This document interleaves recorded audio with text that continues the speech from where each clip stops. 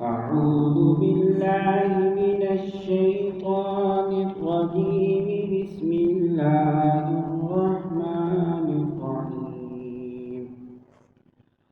ألم تر كيف فعل ربك بأصحاب الفيل؟